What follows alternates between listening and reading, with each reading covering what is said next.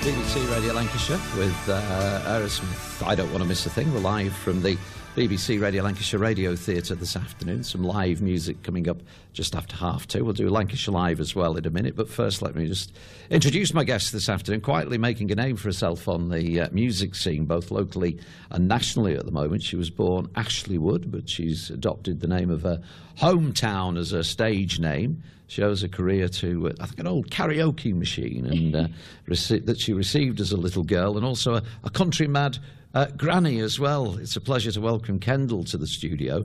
As I say, she's going to sing and perform her brand new single for us this afternoon. Welcome along. I mean, you've been singing in one form or another since you were a little girl. Just tell me about the granny who inspired you and that karaoke machine as well. Yeah, well, my grandma, I call her Nina, it's Welsh. She grew up in Kendal, and I was actually born in Kendal, but she was born and bred. So I've got lots of childhood memories from Kendal, so that's why I'm mainly named myself Kendal. So yeah, she started when she was young. She's mainly country singer. She grew up listening to people like Dolly Parton, Crystal Gale, but she brought me up listening to people like Eva Cassidy, who I absolutely love. And yeah, so she's just my true inspiration. So is Eva Cassidy one of your influences now then? She is, massively. I love her album. It's a proper chill album. Yeah, but I have loads of different other artists. I like Lady Antebellum. Who else do I like? But then I like loads of pop music, Emily Sandé, Ellie Goulding, all them types. So how would you describe your music then? I wouldn't put it at the moment in any particular category. It's unique to me. You could say a little bit of the country music has rubbed off on me from my grandma, but I like to see myself as a pop singer, and then I found a quirky flick in my voice, which is unique to me, yeah. And what about this karaoke machine then that you got as a present? When I was 7, my grandma bought me a karaoke machine, and that was the beginning, really. When I was 10, I went on holiday to Tenerife and sung in front of my parents for the first time, and they were really amazed. Like that. I think that's when they realised that that's when I could make it as a career, maybe. Well, we'll come back, we'll chat a little bit more in a moment. First off, though, live this afternoon from the BBC Radio Lancashire Radio Theatre with Kendall this afternoon, a young lady who's adopted her hometown name. And as we mentioned, you began singing the country songs, trying, I think, to copy your gran, but you went on to study musical theatre at UCLan, so I'm guessing you've got quite a wide range in music, have you? Yeah, I do have a massive range. I mean, music theatre is completely different to what I do as my daily job. I gig every weekend under my normal name, and I've done that for 6 years now, so I sing covers every weekend, and that was when I met Mike, and he gave me some original material to work with, something that I've never heard before, and I adapted to it, and got my own unique voice, haven't I? So yeah. And where do you normally gig then? Where can we normally find you then? All over the place. You can find it on my website, which is www.kendallmusicofficial.co.uk. You can find out where I gig there. I'm just 21 years old, but already you're building a good fan base. When did you start performing in those pubs and clubs, doing those cover songs? So I started when I was 16. I'm actually 22 now. This must be old. My birthday was last week. So 6 years now, and yeah, I'm so glad I met Mike, because he's given me the amazing opportunity to work with, well, he's a songwriter, but to work with some amazing producers. Kevin Malpass from Winchester, who I'm working with at the moment, he's written 2 songs for me that are fantastic. I was listening to some new material for my EP for next year, and I'm so excited, I can't wait. So when you're out gigging now, do you perform your new single as well? Yes, I do, and it always gets a good reception, you know. It's called Tell Me It's Over, and it's about girls will understand sometimes boys are really rubbish with their emotions, and sorry, and you can be really happy, and then all of a sudden something changes and they don't have the guts to tell you what's wrong. So yeah. Well, we'll come back, we'll chat some more. We'll hear live music as well this afternoon from Kendall here on BBC Radio Lancashire. Headlines on the way at BBC Radio Lancashire this afternoon. Debbie, Harry and Blondie, a very good afternoon to you, live from the Radio Theatre. Mike Croft with me. You're, I think we'd say, Kendall's manager, are you? Music writer, composer? Yes, recently manager, but we began writing together and recording demos together, and it all worked for us, so I've become the manager as well. And I think you've been in the music business a few years now, haven't you? Yeah, a long time, yeah. Meeting Ashleigh recently sort of reinvigorated my enthusiasm for the pop scene, so here I am. And who have you worked with over the years? Well, a long time back, people like Gary Barlow and Lisa Stansfield. I wrote and recorded the first 6 things that Lisa recorded, so that's a long time ago. What were they like to work with in the early days? Well, fantastic. They were just really talented youngsters, right from the word go. I mean, what do you think of the music scene these days? We've got so many programmes on the telly, haven't we? Britain's Got Talent, X Factor. Yeah. Do you think they're good things, or is it a question these days of people, youngsters in particular, starting at the top and then working the way down, really, with those programmes? I've got my doubts about those programmes, like most serious people, I guess. But I do think there are far more opportunities these days. People do their things in their bedrooms with their computers, and they can begin to make records themselves. I think it's really great. I think they should get up there and try it, rather than expecting a programme to shoot them into stardom, as it were. I think social media plays a big part in that now, doesn't it? Absolutely, it sure does, yeah. I mean, there are thousands of kids preparing tracks and doing their own thing, and social media is the way of getting out there. And where did you discover Ashleigh then? Well, I was introduced to her by her father, whom I knew way back, and he said, "I've got a daughter who's a singer." I thought, OK. But when we met and I listened, I was, well, she was really, really good. So we started to work together, and here we are. And the video that goes with the new single, yeah, I think, was shot on Heysham Beach. On the Barrows at Heysham and on the Lion's Head rock there. It's just that the song is quite sad, and the girl that Ashleigh becomes in the song is a very sad person, and the mood of that day, the grey day and the tide, really added to that emotion, I think, and it worked well. Well, let's hear it. The brand new single. Just remind us what it's called again. It's called Tell Me It's Over. And this is Kendall this afternoon here on BBC Radio Lancashire.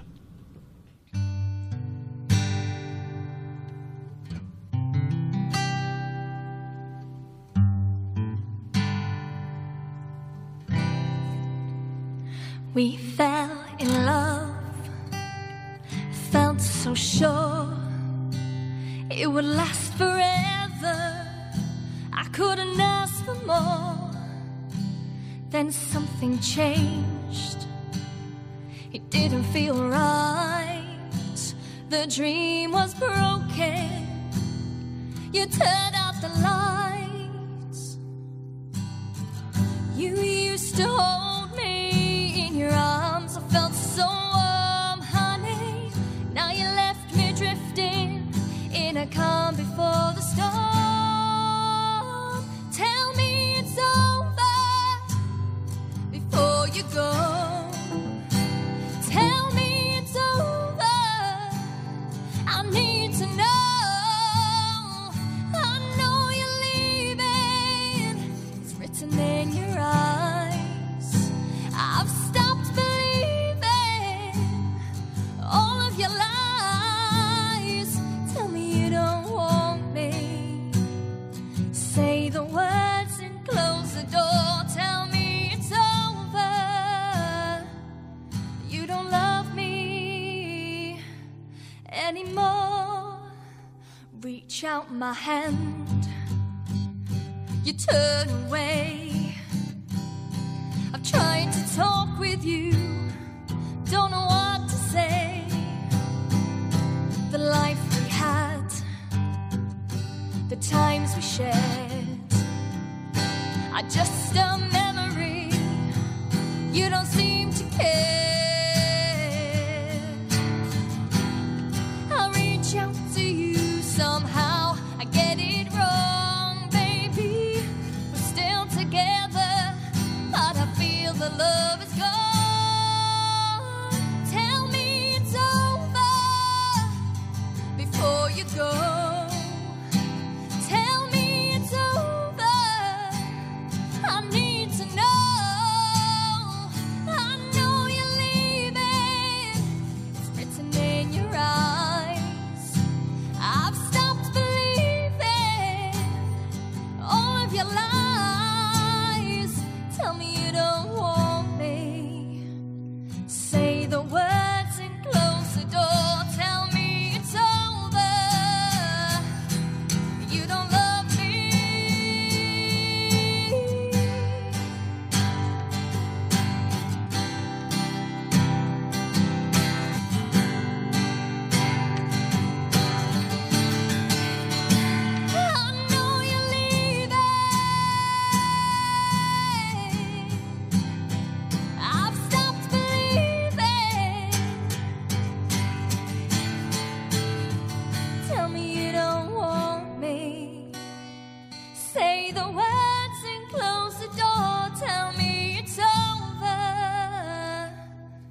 You don't love me. There we are, live this afternoon in the BBC Radio Lancashire Radio Theatre. That was Kendall, Ashleigh Wood, of course, and Mike Croft with me as well, her manager. And I think you wrote that, did you? I did indeed, yeah. Where'd you get your inspiration from for these songs? Then? Just really hard. Been working with Ashleigh, as she mentioned earlier, trying to find the original aspect of her voice. And we did. And for some reason, I don't know, the idea came into my head of a ballad that gave her a chance to show what her voice is like, and I think it does. And it's really funny sitting here. I kind of almost don't remember writing it. Does it give you goosebumps? It does, yeah. It's not good to say, I think it's quite good. You were involved. But I did sit here thinking it was quite good. And, you know, she's a star. And do you enjoy the ballads these days? Do you enjoy singing? Yeah, ballads? I do love ballads. Like, I really love Adele and all her albums that she's done. I just love having my own ballad that's mine and no one else can sing it. But with the working on new material, it's very much, my new stuff is all upbeat, showing the fun, dippy side of me, because I am blonde, really. Well, we'll come back, we'll talk a little bit. Great song on BBC Radio Lancashire, Lady Antebellum, with me this afternoon, Kendall. Lady Antebellum, one of your influences, I think. It is. I absolutely love that song. That's one of my favourites. I sing it every weekend. So what's next? The EP? How far down the line are you with the recording of that? So I've already recorded 2 songs for that. They're still getting produced, although I heard the first edit of one last night, and I was really excited, like I said before. So an EP should be coming out early next spring and releasing another single in January. Living in Kendall and a Burnley supporter. Yes, massive Burnley supporter. When I was younger, I was a big hooligan. My dad used to shout at me for shouting like naughty stuff at the referee. But yeah, I love it. Love Burnley. And are you going this year in the Premier League now? I haven't got a season ticket yet, but I'll definitely try and get some night matches, go to them, yeah. Definitely supporting them. So how does someone who comes from Kendall visit Burnley and support Burnley then? My brother used to be in the youth academy, and then he used to ball boy, so we got free tickets, so that was handy. My dad grew up watching Burnley when he was a youngster. His dad always used to take him, so... Yeah, let's just have a quick word with the guy who's been playing the acoustic guitar this afternoon, Sam. Glastonbury, I think you were there earlier this year. Yeah, I'm a bit of a session player, so I get about a bit, and I was at Glastonbury this year in Latitude. I was at Kendall Calling as well. And then during the weeks I've been on the radio, so Kendall playing that. And Kendall Calling, I mean, that's getting bigger and bigger every year, isn't it now? Yeah, it was the best festival I've been to this entire season. It was just the right size, just still muddy, but, you know, I mean, just really, everyone was in a really good spirits, but then my tent flooded, so came home early. It's got to be muddy, hasn't it? Let's move back to Mike. I mean, a great future, do you think, Mike, for Kendall? Well, there's a lot of work to do, and, you know, it takes a bit of luck, but, yeah, I think so. I think she's got what it takes. Else I wouldn't be sitting here, would I? And I think you've got some top producers on your side, haven't you, as well? Yeah, and the song she sang today, the single was produced by James Macmillan, who is an award-winning producer, Grammy award-winning producer. And the last couple of songs that Kendall just mentioned, with a guy called Kevin Malpass, who again is, you know, a very eminent producer, which is great. How do you get, you know, top producers interested in someone like Kendall? Well, first of all, they're both guys that I knew, but then it's not that easy. You know, their time is precious, and they have to be really impressed with the artist that you present. And fortunately, we did the demos in my little studio, and I presented them, and they both went, "Wow, who's that?" And, you know, we're all working together, which is fantastic, because you do need a team behind any artist to make it work. And as I say, next step is the EP. When do you see that being finished then? Well, we're hoping for, I'm sure we'll achieve it too, you know, springtime, by which time the second single will be ready. And we've got the third one in line too, so that for early summer. So we've got a good plan, and with luck we'll make it. You must be very excited, Kendall. I am. I've never had anything like this before. I'm very grateful for the opportunity to work with Mike, and that he's introduced me to some amazing producers. Very lucky. And of course, you're still performing, still gigging around the place at the moment as well, in between times. I still enjoy that, and I still, if nothing does take off, I hope it does, but I'm still going to enjoy doing my gigs every weekend, entertaining people, yeah. And as you say, when you perform that ballad, when you're doing your gigs, what's the reaction from the audience? I've had a funny reaction before. I've had a big stocky guy and come up to me like with tears in his eyes saying it's upset me, it's happened to him. Even if it doesn't happen to yourself personally, it can happen to your brother or your sister or just one of your closest friends, and it can upset you, it shocks you, yeah. Anyway, best of luck with everything else that you do. We look forward to the EP as well. Thanks to Sam, Mike, and also to Kendall as well for calling in this afternoon on BBC Radio Lancashire. A very good afternoon to you. John Gilmore, Gilly with you.